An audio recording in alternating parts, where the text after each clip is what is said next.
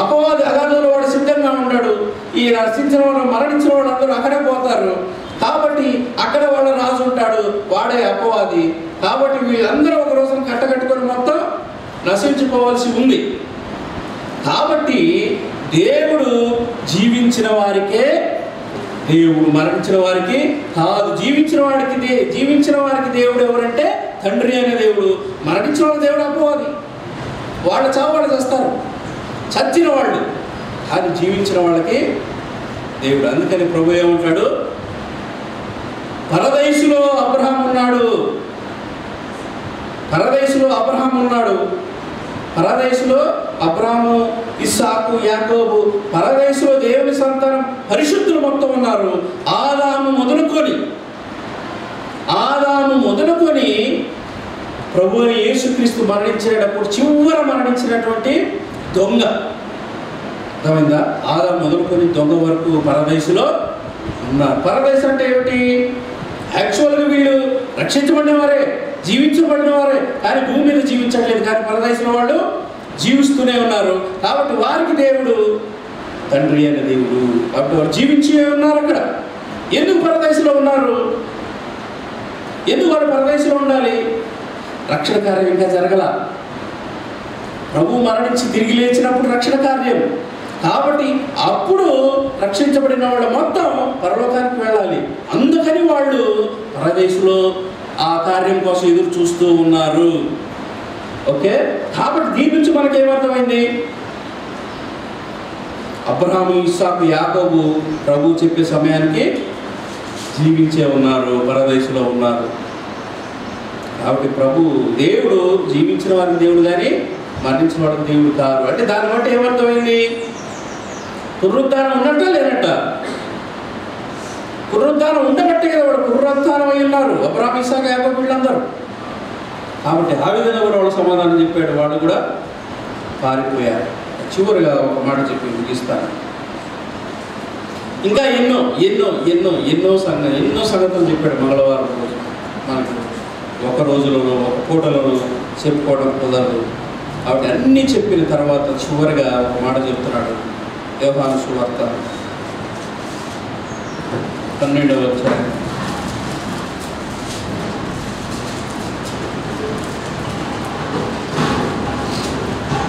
చూడండి. యోహాను సువార్త 12వ అధ్యాయము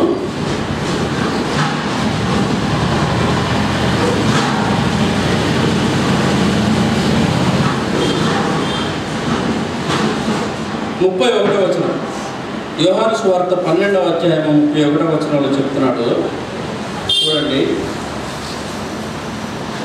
ఇంకా ప్రభువు చెప్పడం మొత్తం అయిపోయింది.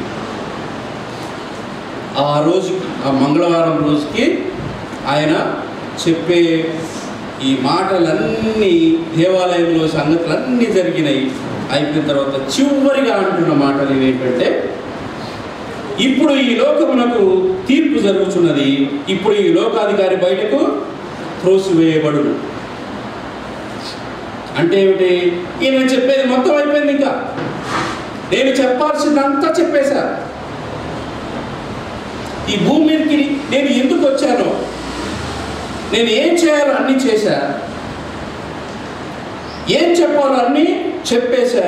అయిపోయింది. ఇంకా మిగిలింది ఏమిటంటే తీర్పు. నేను మొత్తం చెప్పాల్సిందో చెప్పా, ఇంకా తీర్పు రావాల్సి ఉంది. ఇప్పుడు ఈ లోకాధికారి బయటకు త్రోసివేయబడడు. కాబట్టి వాడికి ఇంకా తీర్పు జరగబోతుంది. వాడు బయటికి త్రోసివేయబడతాడు. కాబట్టి వాడు బయటికి త్రోసివేయబడాలంటే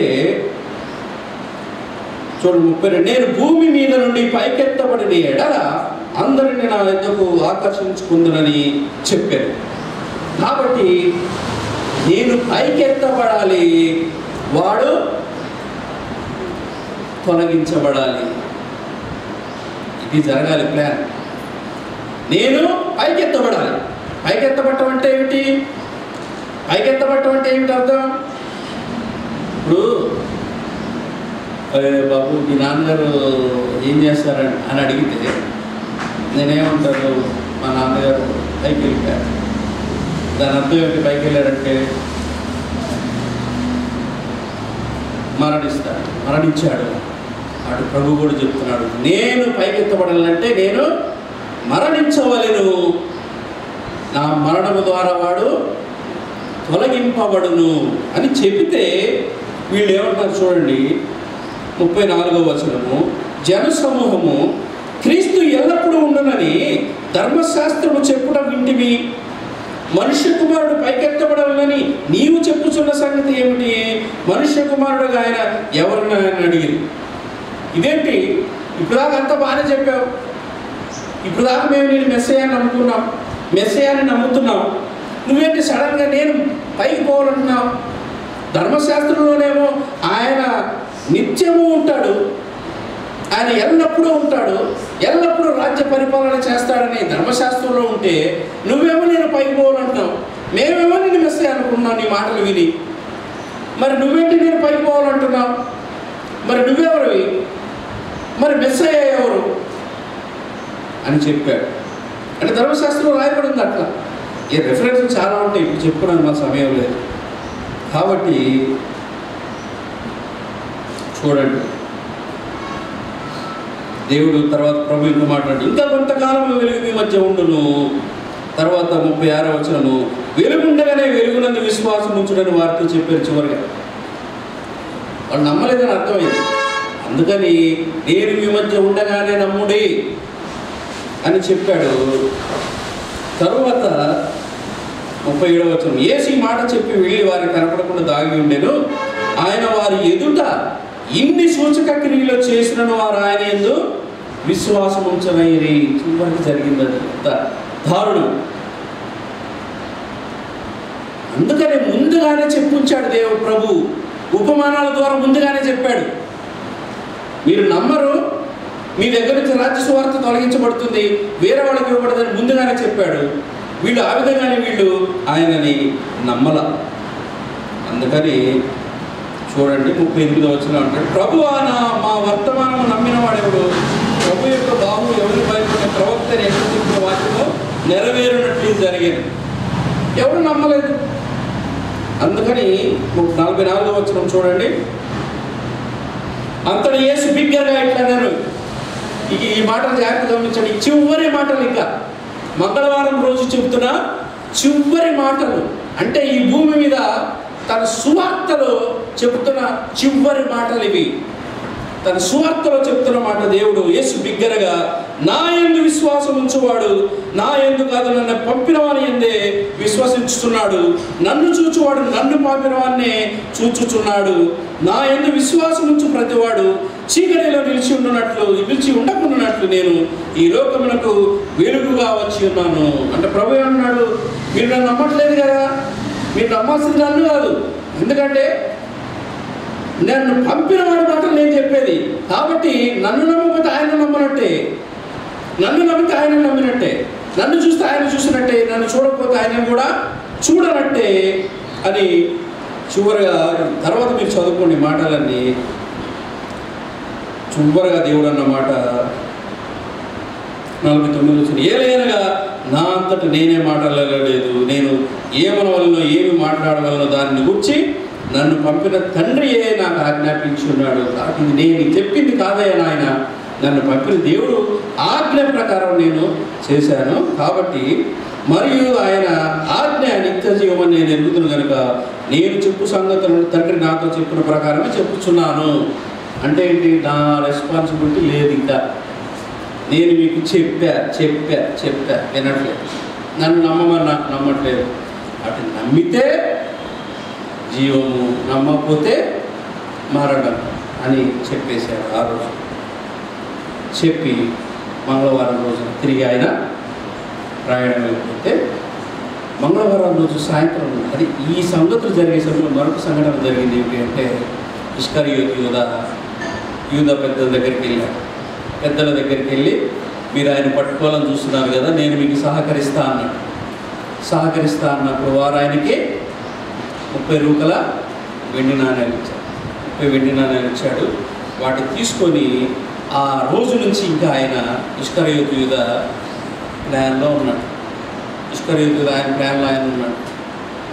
అది మంగళవారం రోజు జరిగింది. తిరిగి వాళ్ళు మంగళవారం మళ్ళీ ఏమరిగినట్టే ప్రభుతోటి శిష్యులతో పాటు మళ్ళీ వీళ్ళతో పాటే ఉంటున్నాడు. ఎటుపోట్ల అంత భయంకరమైన కుట్రవన్నీ వచ్చి ఇక్కడ మళ్ళీ ఆయనతో పాటు బేతనీ వెళ్ళాడు, అక్కడే ఉన్నాడు.